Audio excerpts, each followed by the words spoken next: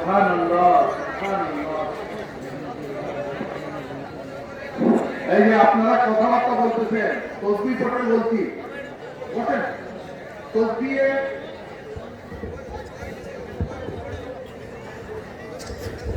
তসবিহে ফাতেমি বলা হয় এটাকে।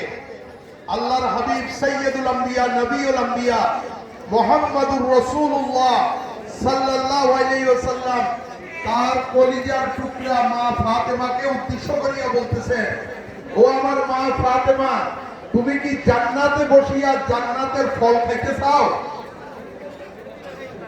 মা ফাতেমা উত্তর দিলেন, কেন নয় হে আমার আব্বা, হে আল্লাহর রাসূল, আমি তো ফল খাইতে চাই। তো ফল খাইতে চাইলে প্রত্যেকটা নামাজের পরে তুমি শেষ মুনাজাত দেওয়ার আগে সুবহানাল্লাহ 33 বার পড়ো। কয়বার?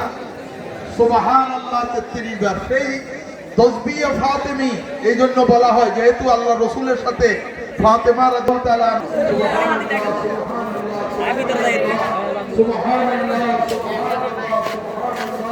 সুবহানাল্লাহ।